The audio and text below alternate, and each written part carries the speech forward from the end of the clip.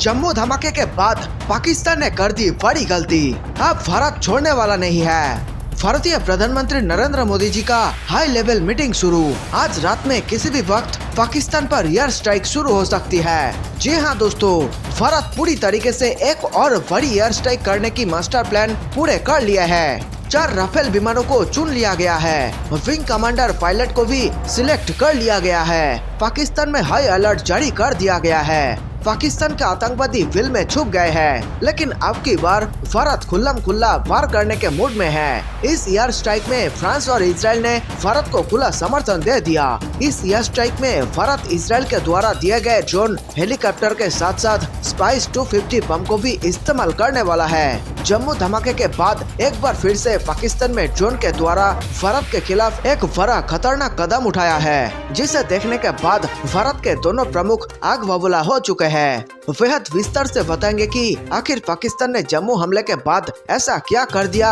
जिसके बाद हर भारतीय का खून खोल उठा है। हो सकता है कि आज रात से ही भारत और पाकिस्तान के बीच एक महाविनाशकारी युद्ध की शुरुआत हो जाए। अगर पाकिस्तान युद्ध लड़ता है तो वे पूरी तरह से बर्बाद हो जाएगा। उनके पास खाने पीने के लिए कुछ नहीं बचेंगे। बम बारूद तो छोड़िए, उसके सैनिक भूखे मर जाएंगे।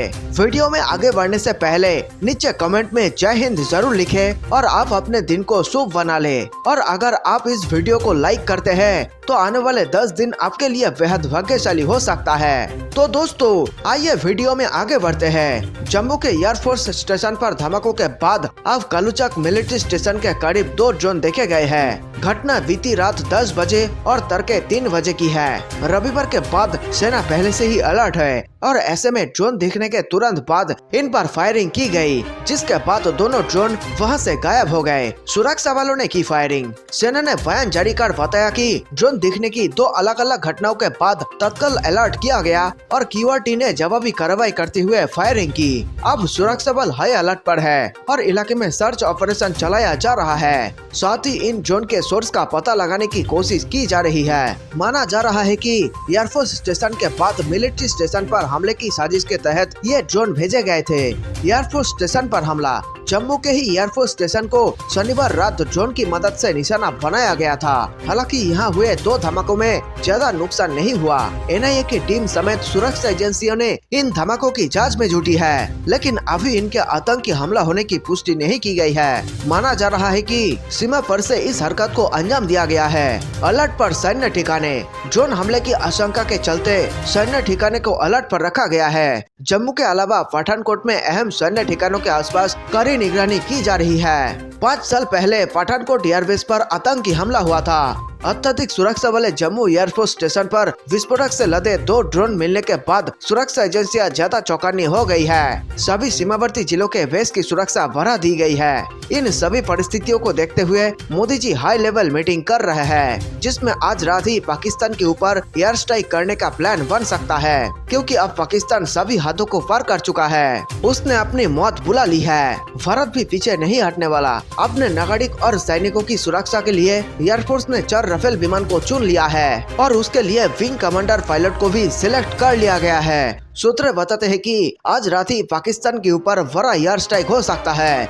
जिसमें लश्कर और जैश के आतंकी ठिकानों को तबाह कर दिया जाएगा। इस स्ट्राइक में इजराइल भी भारत का भरपूर साथ दे रहा है। डीजे स्ट्राइक में इजराइल के द्वारा दिए गए स्पाइस 250 बम का इस्तेमाल किया जाएगा। जरूरत पड़ने पर इजराइल के द्वारा दिए गए ड्रोन और हेलीकॉप्टर का भी इस्तेमाल किया जा सकता है। फ्रांस ने भी भारत को भरपूर समर्थन देने का दावा किया है। जानकार बताते हैं कि अमेरिका भी भारत का साथ देगा अगर भारत चीन के खिलाफ युद्ध लड़ता है तो ठीक वैसी परिस्थिति बन भी चुकी है दोस्तों। हाल ही में राजनाथ सिंह के सीमा के दौरे के बाद तकरीबन 65,000 नए सैनिकों को चीनी सीमा पर तैनात कर दिया गया है और अगर युद्ध होती है तो इस युद्ध में अमेरिका चीन को तहस नहस कर देगा।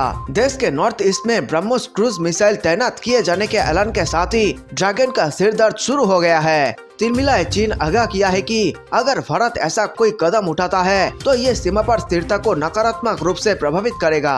बता दें कि प्रधानमंत्री नरेंद्र मोदी की अध्यक्षता वाली सुरक्षा मामलों की मंत्रिमंडल समिति ने पहाड़ों पर युद्ध के लिए विकसित ब्रह्मोस के उन्नत संस्करण से लैस एक नए रेजिमेंट की स्थापना को मंजूरी दी थी। इसकी लागत 4,300 करोड़ रुपए से अधिक होगी। नए रेजिमेंट अरुणाचल प्रदेश में तैनात की जाएगी, जिस पर चीन दावा जताता रहा है। हाल के वर्षों में सीमा पर भारतीय और चीनी सैनिकों के बीच नियंत्रण रेखा को लेकर गतिरोध की कई घटनाएं हुई है। तिब्बत और यूनान प्रांत के लिए खतरा। चीन की पीपल्स लिबरेशन आर्मी का आधिकारिक पब्लिकेशन PLA दिल्ली में छपी एक टिप्पणी में कहा गया, सुपरसोनिक क्रूज मिसाइलों की तैनाती चीन को जवाबी उपाय करने के लिए प्रेरित करेगा।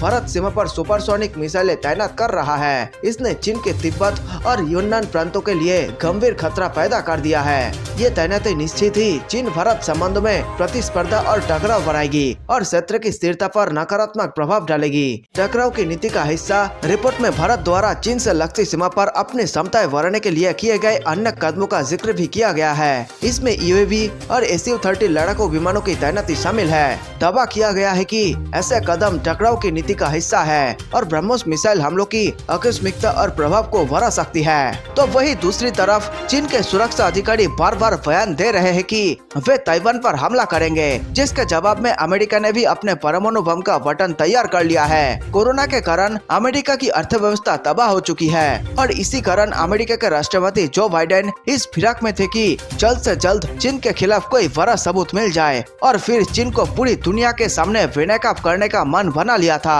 और ये केवल अमेरिकी राष्ट्रपति नहीं करना चाहती, बल्कि दुनिया का हर एक नागरिक आज चीन को पनिशमेंट देना चाह रहा है, जिसकी सबसे बड़ी वजह है चीन की खुफिया चाल और लापरवाही, जिसके कारण आज पूरे दुनिया में लाखों मासूम लोग मारे गए जिनकी कोई गलती नहीं थी। दोस्तों, अगर सबूत मिल जाते हैं, फिर अमेरिका ने तो चीन के खिलाफ खुलेआम युद्ध तक की धमकी दे दी थी, तो फिर चीन भी कहाँ पीछे रहने वाला था।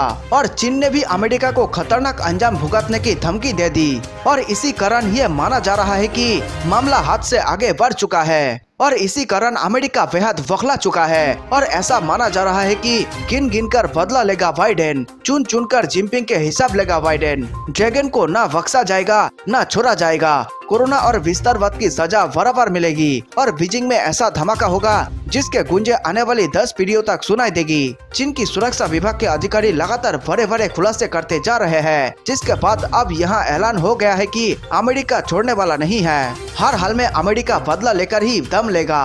अब जरा चीन के सबसे बड़े गुनाह का सबूत देख लीजिए। ये पूरी दुनिया जानती है कि चीनी लैब में तैयार हुआ कोरोना, चीनी सेना के जवान भी साजिश में शामिल थे। ईस्ट चाइना की गुफा से वायरस ढूंढा, कोविड को म्यूटेट करके विनाशकारी बनाया, वेट वुमेन ने कोविड फैलाने का षड्यंत्र रचा और फिर पूरी दुनिया में महाप्रलय छा गया। इन्हीं सबूतों के बारे में चीन के सुरक्षा अधिकारी ने खुलासा किया है। हालांकि ये सारी बातें पहले भी सामने आ चुकी है, लेकिन अब पुख्ता सबूत मिल गए हैं। कुछ दिन पहले एक वीडियो सामने आया जिसे वुहान लैब का बताया गया, जिसमें जिंदा चमगादड़ को पिंजरे में रखा गया था। इस दौरान इस वीडियो में वैज्ञानिकों का इंटरव्यू भी दिखाया गया है, साथ ही चमगादड़ को कीड़े खिलाते हुए भी दिखाया गया है। इस वीडियो के बाद चीन का ये दावा खारिज हो गया, जिसमें वे कह रहा था कि कोरोना लैब से नहीं फैला और न ही वहाँ लैब में चमगादड़ रखे गए थे। अब तक चीन दुनिया को बेवकूफ बना रहा है और बताता रहा कि कोरोना वायरस चमगादड़ से फैला है। कई और बड़े बड़े खुलासे हुए हैं, जिसमें यह पता चलता है कि चीन कोरोना वायरस पर 2003 से ही काम कर रहा है और वे पूरी दुनिया को यह संदेश देना चाहता था कि अगला युद्ध परमाणु बम से नहीं बल्कि बायो वेपन से होगा।